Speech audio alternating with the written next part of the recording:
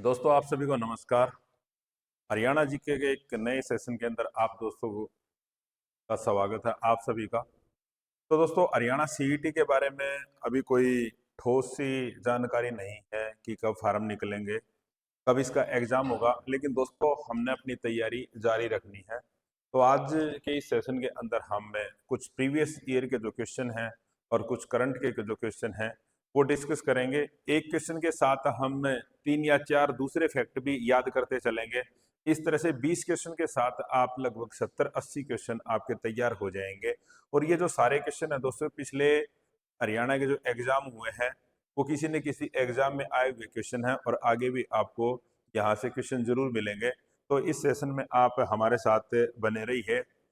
तो लगभग 1 महीने की हमारी क्लास चलेंगी, इसमें आप लोगों को कंप्लीट हरियाणा जीके हो जाएगी। आज की हमारी जो क्लास है ये एमसीक्यू की सीरीज की क्लास है। तो दोस्तों सोनीपत के अंदर हमारा चाणक्य कोचिंग इंस्टीट्यूट है। पिछले 13 साल से हम आप लोगों की सेवा के अंदर लगे हुए हैं। बहुत सारे बच्चे सरकारी नौकरी लगे हैं, अब आपकी बारी है। तो दोस्तों पहला ही एमसीक्यू है, पहला प्रीवियस ईयर का जो एक क्वेश्चन है ये है कि भाई 1526 में बाबर और इब्राहिम लोदी के बीच में कौन सा युद्ध हुआ था। बाबर और इब्राहिम लोदी के बीच में कौन सा युद्ध हुआ। तो दोस्तों 1526 में कुरुक्षेत्र, रेवाड़ी, पानीपत, जींद, बताइए कौन सा युद्ध हुआ। पानीपत का, बिल्कुल ठीक बताया आपने कि 1526 ईस्वी में पानीपत का पहली, देखो वैसे तो पानीपत की 3 लड़ाइयां हुई हैं, लेकिन अगर बात करें हम 26 के अंदर पानीपत की पहली लड़ाई हुई थी। तो बाबर और इब्राहिम लोदी, मैं बाबर और इब्राहिम लोदी के बारे में भी बता देता हूं। भारत के अंदर पहला जो मुगल शासक था ये बाबर। बाबर और लोदी वंश का अंतिम शासक था ये इब्राहिम लोदी। कई बार इस तरह से भी क्वेश्चन आ जाता है कि इब्राहिम लोदी कौन से वंश का था। ये लोदी वंश का अंतिम शासक था। तो इब्राहिम लोदी था ये 1517 के अंदर दिल्ली का सुल्तान बना था। उसके बाद 1526 तक ये सुल्तान रहा। ठीक है, आपसे ये क्वेश्चन भी पूछा जा सकता है। और पानीपत का जो पहला युद्ध था कि बाबर ने इस युद्ध के अंदर कौन सी युद्ध नीति का अपनाया था, ये क्वेश्चन भी पूछा जा सकता है। तुगलमा, ये तुगलमा युद्ध नीति थी। इस युद्ध नीति में क्या होता था कि अपनी सेना को 2 हिस्सों के अंदर बांट दिया जाता था। एक सेना क्या करती थी, घूमते घूमते पीछे से हमला करती थी और एक सेना जो फ्रंट में जो सामना करती थी। और इस तरह से दोस्तों फिर बाबर ने ना, यहाँ पे एक चीज और बताता हूं मैं। एक क्वेश्चन आता है कि बाबर के भारत में युद्धों का वर्णन कीजिए। बाबर ने भारत में जो युद्ध लड़े ना उनका वर्णन कीजिए। तो मैं एक ट्रिक के माध्यम से आपको बताता हूं कि बाबर ने भारत में बाद में कौन कौन से युद्ध लड़े। तो ये ट्रिक याद कर लेना आप, मैं आपको बता देता हूं। जैसे हम ये कहते हैं पानी पिया, खाना खाया, चद्दर ली और घर के लिए निकल पड़ा। तो दोस्तों जैसे आप यहाँ पे देखोगे पैसे तो क्या बन जाएगा, पहला युद्ध आएगा आपका पानीपत का, जिसके बारे में मैंने अभी बताया है। पानीपत का पहला युद्ध ये 1526 में। उसके बाद अगला युद्ध आएगा पानी पिया खाना खाया।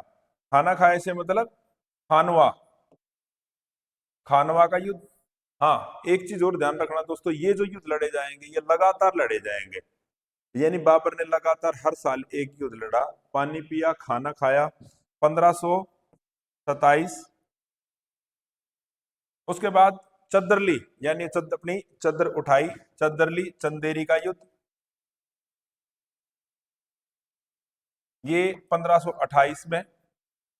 और घर के लिए निकल पड़ा, ये घगरा का युद्ध। तो इस तरह से ये आप 4 युद्धों को बड़ी आसानी से याद कर सकते हो। ये ट्रिक आप लोग ध्यान रख लेना, पानी पिया खाना खाया चद्दर ली और घर के लिए निकल पड़ा। इसमें एक खास बात और रहेगी कि सभी के अंदर जो विजेता रहेगा, जो युद्ध के अंदर जीतने वाला होगा वो बाबर, बाबर ही विजयी हुआ। ये विजेता लगातार था। और इस युद्ध में जैसे पानीपत में तो लोधी था, इसके विरोधी, यहाँ पे राणा सांगा, फिर आएगा मेदिनी राय,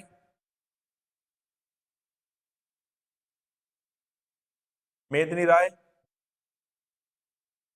और यहां पे आएगा दोस्तों लोधी के जो वंशज बचे थे ना, यानी अफगान, उसके चाचा भाई, सब ने मिलकर ये युद्ध लड़ा था अफगान। लेकिन इस युद्ध के अंदर विजयी कौन रहा? बाबर। अब आप ये सोचते होंगे कि सर ऐसा क्या हुआ कि बाबर ही विजेता रहा और क्यों नहीं जीत पाए? क्योंकि भारत के अंदर पहली बार जो तोप खाने का प्रयोग किया गया था ना, तोपों का प्रयोग, बारूद का प्रयोग, वैसे बारूद और वैसे बाबर, बारूद का प्रयोग पहली बार इसी ने किया था। उससे पहले भारत के अंदर बारूद का प्रयोग नहीं होता था, तोप खाना इसी के पास था और इसी कारण से ये सारे युद्ध जीत गया। तो ये आपको मैंने बताया, देखो चारों चार लड़ाइयां आप याद कर सकते हो। पानी पानी पिया, खाना खाया, चद्दर ली और घर के लिए निकल पड़ा। पानीपत का, खानवा का, चंदेरी का और घाघरा का। इस तरह से आपको एक क्वेश्चन के साथ 5 या 6 क्वेश्चन आपके याद हो गए। लगातार युद्ध चलेंगे, सभी में विजेता बाबर है। यहाँ पे लोधी हो जाएगा राणा सांगा, मेदिनी राय और अफगान। ठीक, नेक्स्ट क्वेश्चन देखते हैं दोस्तों। और बाबर का, अगर जहरुद्दीन मोहम्मद बाबर, बाबर का असली नाम था जहरुद्दीन मोहम्मद बाबर। तो दोस्तों जैसे मैं कहता हूं कि मेरे इस क्लास के अंदर आओ तो आप कॉपी पेन साथ लेके बैठना, जितनी भी जो चीजें हैं वो आप नोट करते रहना। नेक्स्ट देखिए आप, नेक्स्ट क्वेश्चन क्या कहता है? पैरा ओलंपिक्स में पदक जीतने वाले खिलाड़ी का नाम बताइए। नवदीप सिंह, नीरज चोपड़ा, सुमित अंतिल और नीरज भनोट। तो दोस्तों यहाँ पर मैं बात करूंगा नवदीप सिंह की। नवदीप सिंह के बारे में मैं आपको डिटेल भी बता देता हूं दोस्तों। नवदीप सिंह ने अभी जो पैरालंपिक हुए थे उसके अंदर उन्होंने मेडल जीता था। नवदीप सिंह का जो खेल सफर हुआ था ये 2016 में शुरू हुआ था। उन्होंने नीरज चोपड़ा से उनको प्रेरणा मिली, और इनकी जो हाइट है ना, ये कितनी है? केवल ये 4 फुट 4 इंच ही इनकी हाइट है। दोस्तों एक कहते हैं कि आपके साथ चाहे किस तरह की भी परिस्थितियां हो, लेकिन आपके मन में यदि कुछ करने का जज्बा है तो आप परिस्थितियों को अपने अकॉर्डिंग डाल सकते हो। चाहे आप, भगवान ने जिसको जैसा बनाया वो बना दिया, लेकिन उसके बाद भी आपके अंदर बहुत सारी योग्यताएं होती हैं। आप अपने आप को इस संसार के अंदर सिद्ध कर सकते हो। ठीक है, बहाने तो हम कोई भी बना लेता है, तो इन्होंने जैसे करके दिखाया। 4 फुट 4 इंच की इनकी हाइट थी। चुनौतीपूर्ण परिस्थितियों के बाद इन्होंने सबसे पहले 2017 में एशियाई युवा पैरा ओलंपिक के अंदर गोल्ड मेडल जीता। उसके बाद 2020 में ये टोक्यो पैरा ओलंपिक्स में चौथे स्थान पर रहे थे। तो ये आप लोगों को मोटिवेट करने वाले एक खिलाड़ी हैं। और 2000 पैरा एथलीट नवदीप सिंह ने इतिहास पर का ऐतिहासिक प्रदर्शन करते हुए भाला फेंकने में स्वर्ण पदक जीता, और इन्होंने 43.32 मीटर की दूरी पर भाला फेंककर ये जीता। ठीक है, क्लियर जी है, समझ में आया? नेक्स्ट देखना आप, अंतरिक्ष अभियान में कल्पना चावला की मृत्यु हुई थी। तो ये आप जो हरियाणा से संबंध रखने वाली हमारी कल्पना चावला, तो ये इनकी मृत्यु हुई थी 1 फरवरी 2003, 1 जनवरी 2004, या 2 मार्च 4, या 2 अप्रैल 2005। बताइए किसके साथ जाएंगे? तो दोस्तों इनकी मृत्यु हुई 1 फरवरी 2003 को। इनका संबंध हरियाणा के करनाल जिले से, करनाल करनाल जिले से था। और इनके नाम पर दोस्तों करनाल के अंदर जो कल्पना चावला मेडिकल कॉलेज है ना, वो इन्हीं के नाम से बनाया गया है। और इनका जो जन्म हुआ ये 1961 में करनाल के अंदर हुआ था। अंतरिक्ष अभियान में जाने वाली ये भारत की पहली महिला थी।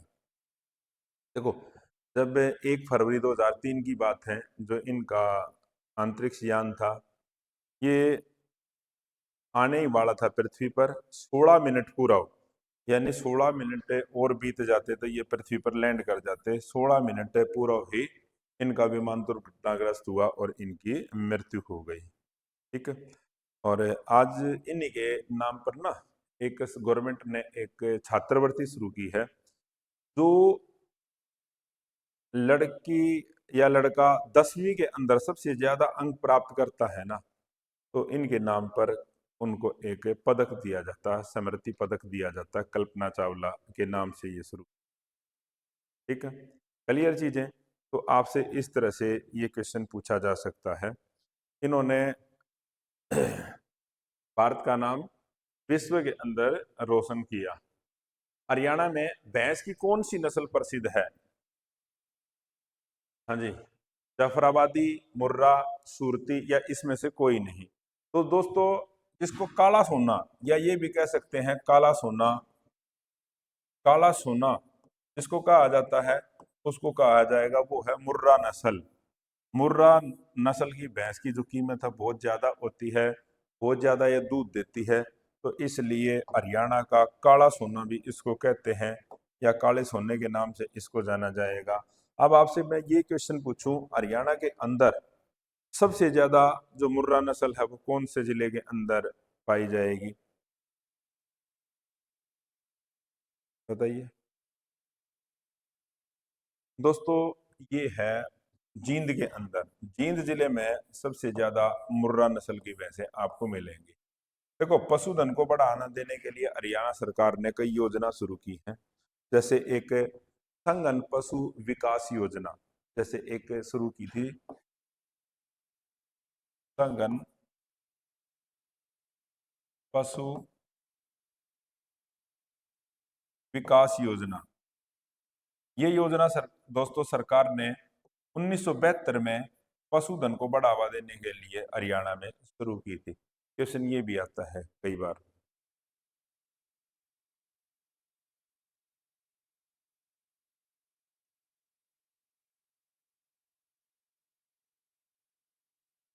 जैसे एक क्वेश्चन और आता है दोस्तों, गाय की कौन सी नस्ल को हरियाणा सरकार ने संरक्षण दिया है? या ये क्वेश्चन आ जाता है साहीवाल। साहीवाल, साहीवाल जो नस्ल है ये गाय की है या भैंस की? तो ये क्वेश्चन आ जाए तो दोस्तों आपने बताना है कि ये जो नस्ल है साहीवाल नस्ल ये गाय की है। तो इस तरह से आपने ये चीज ध्यान रख लेना है। और पशु चिकित्सा मतलब बीमारियों से बचाने के लिए, या यानी पशुओं के अंदर कोई बीमारी ना आए, इसके लिए भी सरकार समय समय पर टीकाकरण करती है। और हमारे हरियाणा के अंदर कोई डांगरा के मतलब ये है डांगरा का ऑपरेशन हो जाए, वो सुविधाएं, वैसे तो ये सुविधा हिसार के अंदर है, लेकिन सरकार ने पहल करते हुए अपना जो सोनीपत है यहाँ पर भी पॉलीक्लिनिक शुरू किया। ठीक है, सोनीपत तथा भिवानी में पॉलीक्लिनिक शुरू किए थे जहाँ पर हिसार जैसी सुविधाएं मिल सकती है। उसके बाद देखिए हरियाणा, अगला, हरियाणा के प्रथम राज्यपाल कौन थे? भाई गवर्नर, राज्यपाल को हम क्या कहेंगे? गवर्नर। कौन थे? धर्मवीर, बीएन चक्रवर्ती, आरएस नरूला, या धनिकलाल मंडल। ये क्वेश्चन बहुत बार आता था, बहुत बार आ चुका। तो हरियाणा के पहले गवर्नर थे कौन से? धर्मवीर। ठीक है, और गवर्नर से एक और क्वेश्चन आ जाता है,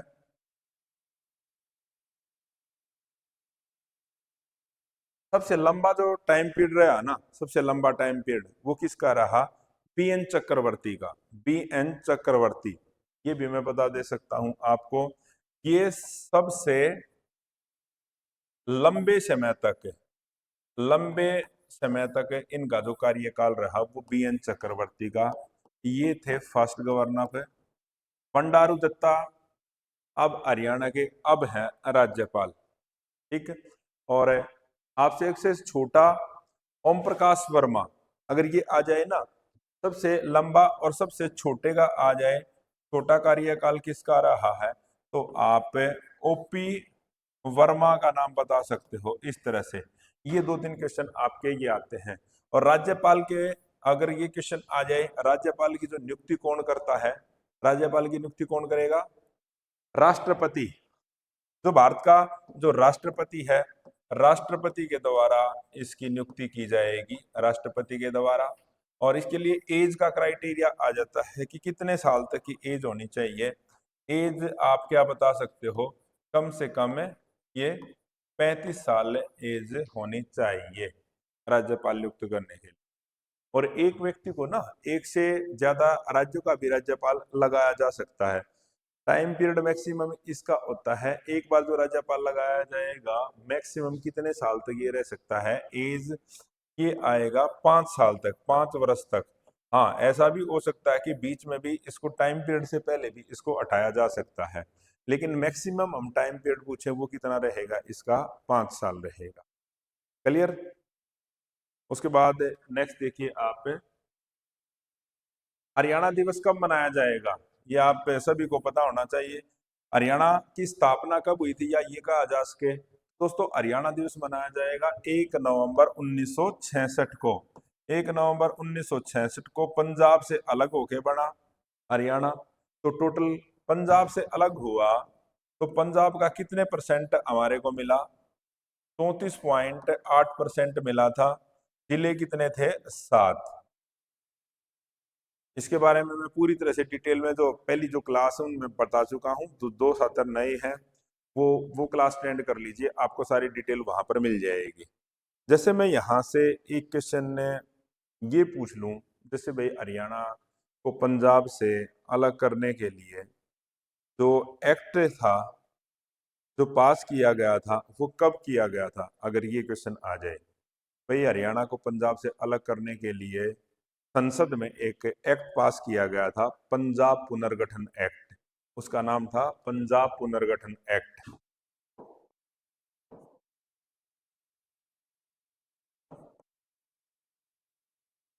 ये क्वेश्चन भी कई बार आया है कि पंजाब पुनर्गठन एक्ट के तहत हरियाणा का निर्माण किया गया था। ये 18 सितंबर 1966 को भारतीय संसद के अंदर ये पारित किया गया था, 1966 में। ये भी आपने नोट कर लेना है। क्लियर ये।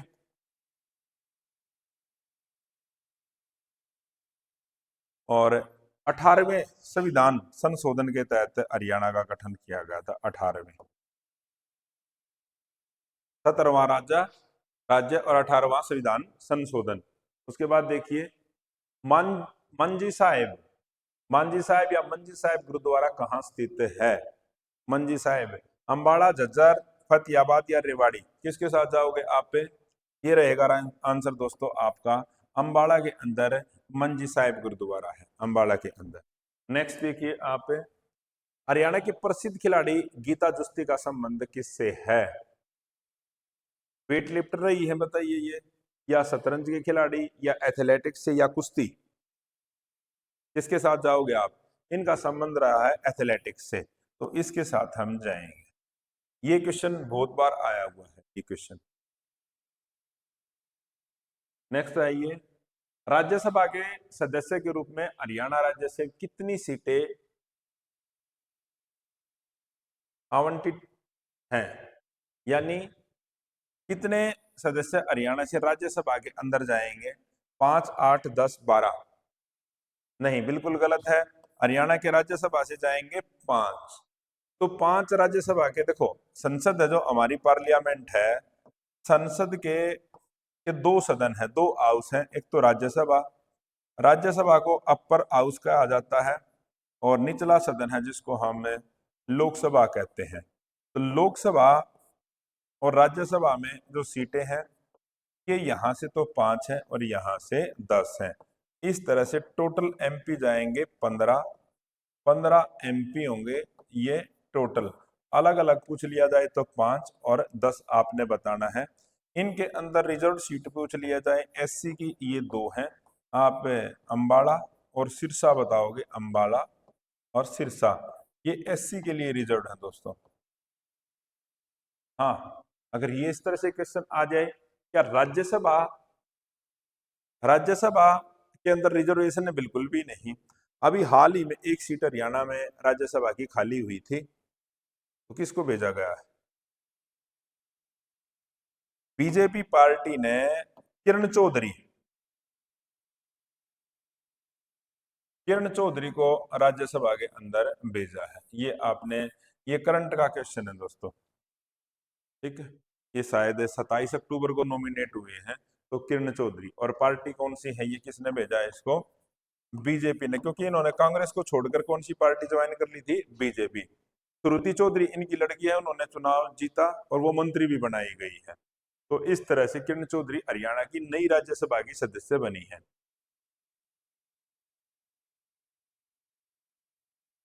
हाँ, राज्यसभा दोस्तों एक कभी न खत्म होने वाला एक स्थायी सदस्य है। ये राज्यसभा के बारे में आ जाए, परमानेंट हाउस है।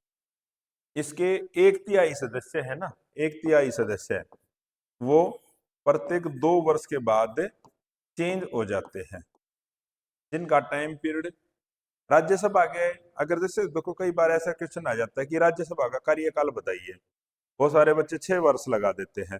तो 6 वर्ष राज्यसभा का कार्यकाल नहीं है दोस्तों, वो इसके जो भी मेंबर बनेंगे ना, उनका कार्यकाल है 6 साल। तो आपने कभी नहीं बताना कि राज्यसभा का जो टाइम पीरियड है ये 6 वर्ष नहीं है।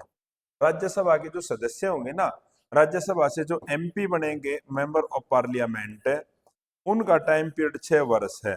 6 साल जिसकी एज कंप्लीट हो जाएगी वो रिटायर हो जाएगा राज्यसभा से, उसके स्थान पर फिर दूसरा मेंबर चुना जाए। जब से राज्यसभा का गठन किया तब से वही राज्यसभा चली हुई है। कोई ऐसा नहीं कि अब ये राज्यसभा नहीं है, सदस्य नहीं आते रहेंगे, राज्यसभा वही है। संदेश साप्ताहिक पत्रिका की शुरुआत किसने की? छोटू राम, नेकीराम शर्मा, हेमचंद्र या इसमें से कोई नहीं? पंडित नेकीराम शर्मा ने एक अपना साप्ताहिक पत्रिका निकाली थी, संदेश। ये क्वेश्चन भी बहुत बार आता है, ठीक है। अब जैसे दोस्तों इसके बारे में ये क्वेश्चन आ जाता है कि इनका संबंध कहाँ से था। रोहतक के अंदर 1887 में, 1887 में रोहतक के अंदर केलंगा,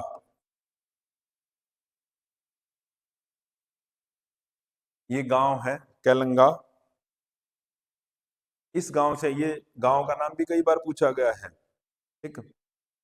और जो एक बाल गंगाधर तिलक ने एक अपना संगठन बनाया था जिसका नाम था स्वराज्य संघ। तो बाल गंगाधर तिलक,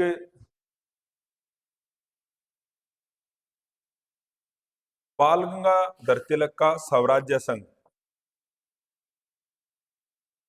स्वराज्य संघ के ये सदस्य बने थे 1916 में, और राजनीति के अंदर ये सक्रिय रहे। ये क्वेश्चन भी कई बार आ चुका है कि बाल गंगाधर, ये कौन से बाल गंगाधर तिलक के कौन से संगठन के ये सदस्य थे? तो स्वराज्य संघ जो बाल गंगाधर तिलक के द्वारा बनाया गया था।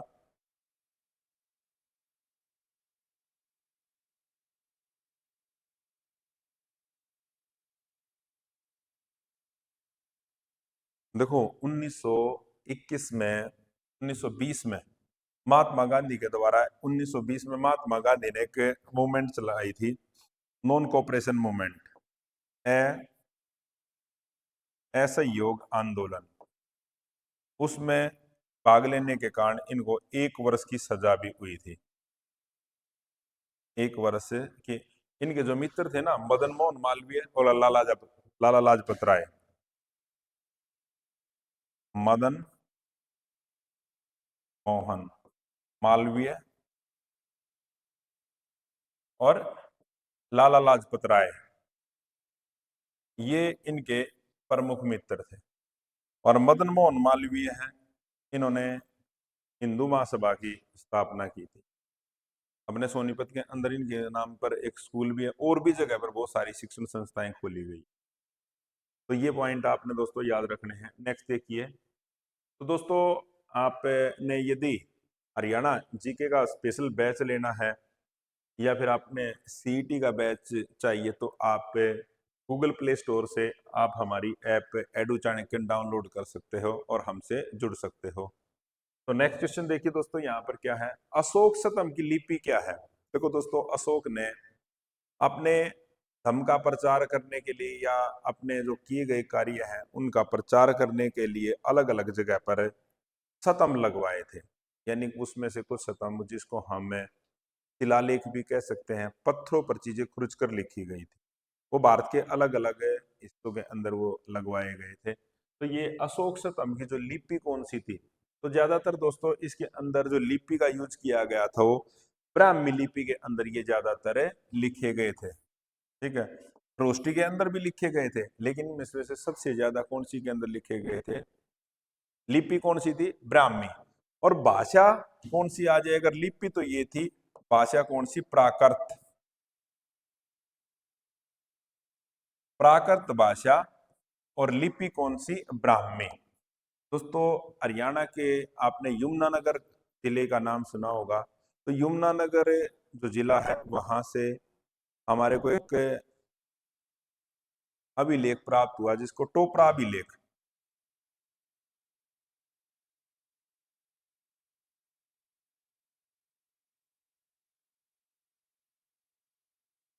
इसको खोजा था फिरोज शाह तुगलक ने। फिरोज शाह तुगलक।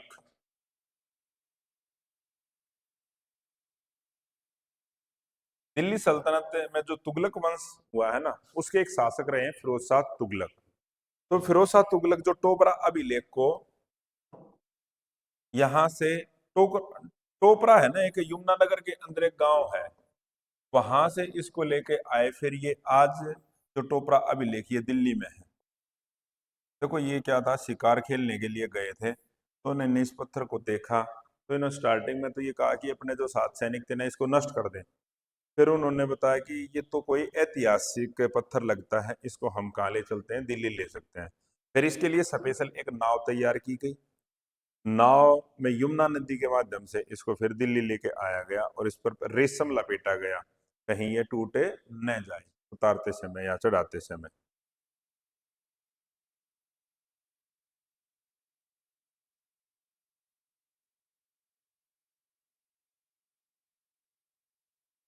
नेक्स्ट देखिए आप, निम्न में से हरियाणा की राजभाषा कौन सी है? हमारी राजभाषा कौन सी? उर्दू, गुजराती, हिंदी, हरियाणवी। हिंदी दोस्तों हमारी राजभाषा है और हरियाणवी यहाँ पर ज्यादा क्षेत्र में बोले जाने वाली एक बोली है। देखो दोस्तों, बोली और भाषा इनमें क्या अंतर होता है? एक जो खाली एक छोटे से रीजन में बोली जाएगी उसको तो हम बोली कहेंगे, एक जो बड़े क्षेत्र के अंदर बोली जाती है उसको हम भाषा कहेंगे। भाषा की अपनी व्याकरण होगी, बोली की अपनी व्याकरण नहीं होगी। अभी ये चल रहा है कि भाई हरियाणवी जो बोली है ना, इसकी भी व्याकरण का निर्माण किया जाए, इसके लिए कमेटी गठन की गई है। नेक्स्ट देखिए, हरियाणा के कौन से मुख्यमंत्री उप प्रधानमंत्री बने? तो दोस्तों 2 बार जिनको उप प्रधानमंत्री बनने का मौका मिला, हरियाणा के कौन से मुख्यमंत्री थे वो? बंसीलाल, देवीलाल, भजनलाल या हुकम सिंह? मैं आपको एक आइडिया बताता था, जिसको ताऊ के नाम से भी जाना जाता था। कौन थे वो? ताऊ देवीलाल। ताऊ ताऊ इनका के नाम से ये प्रसिद्ध थे, ताऊ देवीलाल। तो दोस्तों ये 2 बार भारत के उप प्रधानमंत्री बने।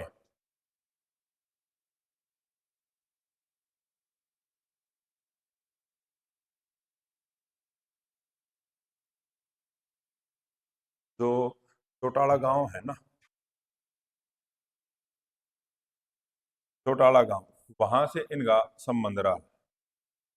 और ओम प्रकाश ओपी चौटाला जो हरियाणा के 5 बार सीएम रहे, वो इन्हीं के पुत्र है। 5 बार ये सीएम, ये भी हरियाणा के सीएम रहे। और जो हरियाणा में वृद्ध पेंशन है ना, बूढ़ों के लिए पेंशन, वो शुरुआत ही इन्होंने की थी।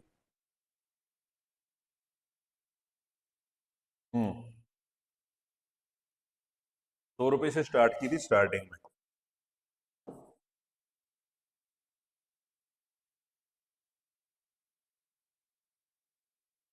कौन सा राज्य हरियाणा के पूर्व में है? राजस्थान, जम्मू कश्मीर, गुजरात या उत्तर प्रदेश? बताइए। नहीं, उत्तर प्रदेश। और एक देश से ये आता है कि कौन सी नदी उत्तर प्रदेश के साथ सीमा निर्धारित करती है? ठीक है, हमारे जैसे यहाँ पर यमुना। देखो उत्तर के अंदर तो मिलेगा आपको हिमाचल, हरियाणा के उत्तर में हिमाचल है। ठीक है, आगे चले। राजस्थान का आ जाए ना, राजस्थान में की लोकेशन कौन सी है? ये दक्षिण पश्चिम में है, हरियाणा के दक्षिण पश्चिम में।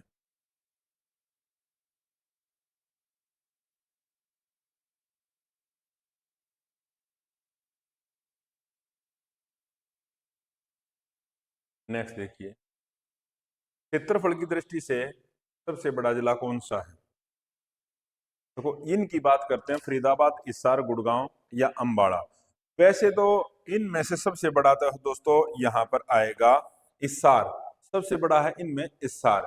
अगर वैसे आपसे देखा जाए तो सबसे बड़ा है सिरसा। ओवरऑल हरियाणा में पूछा जाए तो सबसे बड़ा सिरसा और सबसे छोटा फरीदाबाद। लेकिन हमने क्या था, यहां पर जो मौजूद है ना, सबसे मौजूद जो देखने हैं इनमें से देखना था, यहाँ पे तो कौन सा है? हिसार। इसका एरिया है 3983 किलोमीटर स्क्वायर। और एक क्वेश्चन और बताता हूं मैं आपसे, सबसे ज्यादा जनसंख्या घनत्व पूछ लिया जाए ना, 1 किलोमीटर के अंदर रहने वाले लोगों की सबसे ज्यादा जनसंख्या वो फरीदाबाद के अंदर है, क्योंकि एरिया कम हो गया। और सबसे कम जनसंख्या घनत्व पूछ लिया जाए, जनसंख्या घनत्व ये आ जाएगा, सबसे कम जनसंख्या घनत्व वो सिरसा के अंदर, सबसे ज्यादा फरीदाबाद में। क्षेत्रफल की दृष्टि से सबसे कम और सबसे ज्यादा, उल्टा हो गया, याद रह जाएगा ये इस तरह से, ये ध्यान रख लेना दोस्तों। अपने इंस्टीट्यूट के अंदर जो भी आपके अभी हरियाणा के अंदर पीजीटी के इंटरव्यू चले हुए हैं, इसके लिए भी बैच चले हुए हैं। चाहे आपका किसी भी सब्जेक्ट का इंटरव्यू हो, तो जो हमारी अनुभव टीम है तो वो आप इंटरव्यू के लिए तैयारी कराएंगे। आप तो आप ऑनलाइन या ऑफलाइन किसी भी माध्यम से हमारे इंस्टीट्यूट से जुड़ सकते हो और एक बेहतर तैयारी कर सकते हो। कौन सा राजा हेमू के नाम से प्रसिद्ध था? मैंने एक दिन कंप्लीट आपको डिटेल में बताया था। हेमू, जिसको हम कहते हैं हेमचंद्र के नाम से भी कह सकते हैं, और जिसने विक्रमादित्य की उपाधि धारण की थी, तो ये कौन सा आएगा दोस्तों? सम्राट हेमचंद्र। 14वें भारतीय राजा थे जिन्होंने दिल्ली के सिंहासन पर बैठे और विक्रमादित्य की उपाधि धारण की। पानीपत की कौन सी लड़ाई के अंदर ये शहीद हुए? हाँ, सेकंड, जो बैरम खां बैरम खां और हेमू के बीच में लड़ी गई लड़ाई थी, ये पानीपत की दूसरी लड़ाई 1556 में ये युद्ध लड़ा गया था। तो दोस्तों, बदकिस्मती थी हेमू की कि इस युद्ध में एक तीर आकर इसकी आंख के अंदर लग गया और ये हाथी से गिर गया और फिर पकड़कर इसकी हत्या कर दी। अगर ये कहते हैं कि इतिहासकार की ये युद्ध किस देर और चलता ना, तो भारत का इतिहास कुछ अलग ही होता, क्योंकि इस युद्ध के अंदर कौन विजेता होता? इसमें हेमू। कई बार हम ये भी पढ़ते हैं कि इस युद्ध में अकबर और हेमू के बीच में कहते हैं। तो दोस्तों, वास्तविक जो युद्ध लड़ने वाला था वो तो हेमू था। अकबर तो उस साल उस पर 13 वर्ष और 8 महीने का था। ये इसका मौसाबी था, बैरम खां इसका मौसाबी और इसका सेनापति था। हेमू ने अपने जीवन के अंदर 22 लड़ाइयां लड़ी थी और किसी लड़ाई के अंदर वो नहीं हारा था। और इस युद्ध के अंदर और हेमू का जो संबंध था रेवाड़ी रेवाड़ी धूसर जाति से था, धूसर जाति से। नेक्स्ट है, राजा हर्षवर्धन ने कुरुक्षेत्र के पास थानेसर में अपनी राजधानी स्थापित की। भाई, हर्षवर्धन कहाँ के राजा थे? कुरुक्षेत्र के अंदर। कौन कौन से? थानेसर के। और वंश कौन सा था इनका? वर्धन वंश था। इन्होंने 6ठी शताब्दी, 7वीं शताब्दी या फिर 8वीं शताब्दी, बताइए कौन सी शताब्दी के अंदर? 7वीं शताब्दी के अंदर। 7वीं शताब्दी ने में इन्होंने अपनी राजधानी स्थापित की थी थानेसर में। 7वीं आएगा, तो इसके बारे में मैंने आपको पहले भी बताया था, थोड़ा और बता देता हूं। इसने अपनी राजधानी थानेश्वर से जो स्थापित की थी वो, ये फिर कन्नौज लेके चला गया था अपनी राजधानी को, कन्नौज। एक क्वेश्चन ये भी आता है कि कौन सा शासक था जो अपनी राजधानी को कन्नौज लेके चला गया था? और एक चीनी यात्री हेन सांग है, वो भी इसी कार्यकाल के अंदर आया था। तो ये आपने ध्यान रख लेना है। और इसको हराया था पुलकेशिन द्वितीय ने। पुलकेशिन द्वितीय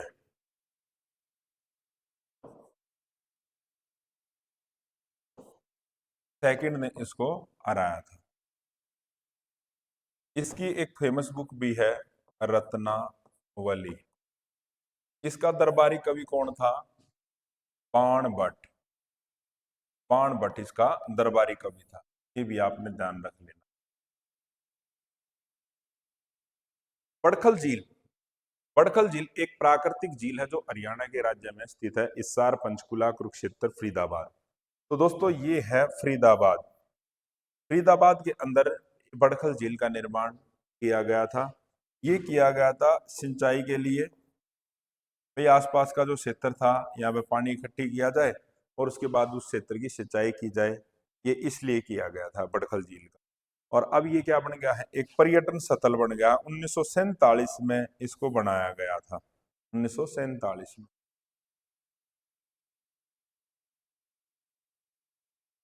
मैंने उस दिन भी बताया था, जो दिल्ली से मथुरा हम जाते हैं, दिल्ली मथुरा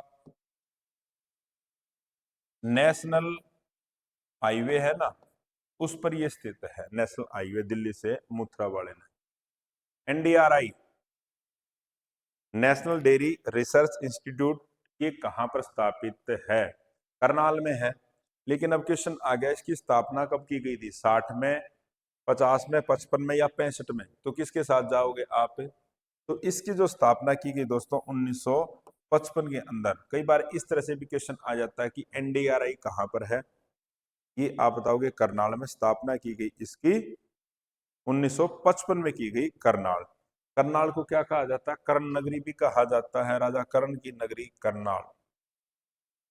और दूसरे जो रिसर्च सेंटर है ना, दूसरे रिसर्च सेंटर जैसे आप एनडीआरआई के बारे में बता दिया मैंने, गेहूं का रिसर्च सेंटर है वो भी यहीं पर है। भाई मिट्टी की लवणता की जो जांच करवानी है उसका रिसर्च सेंटर भी यहीं पर है। ठीक है।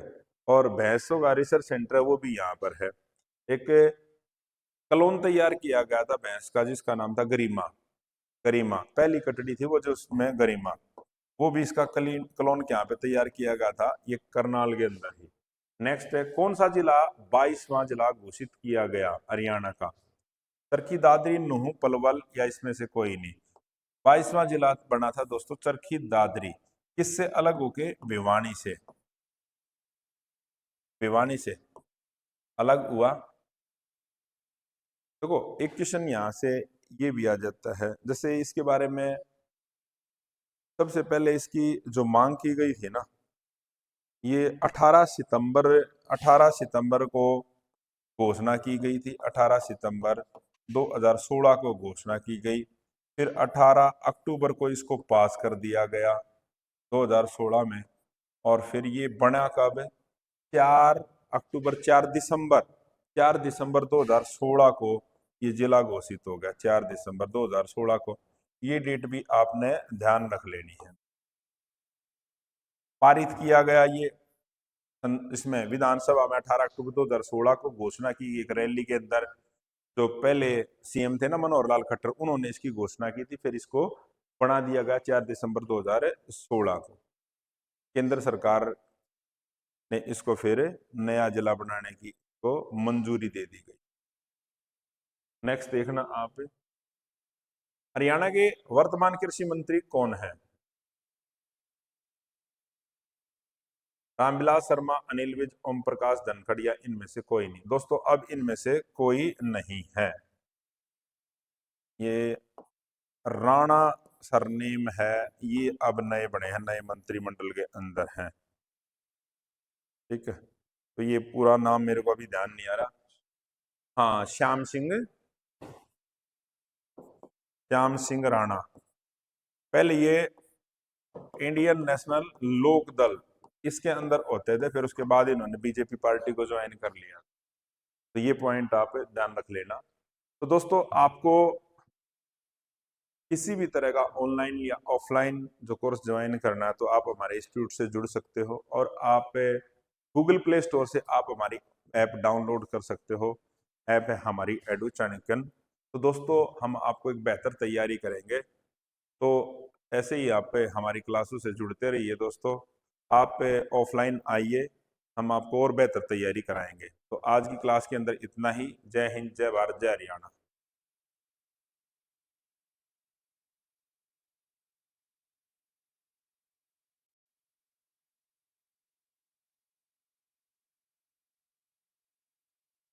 क्या कल टेस्ट लेंगे?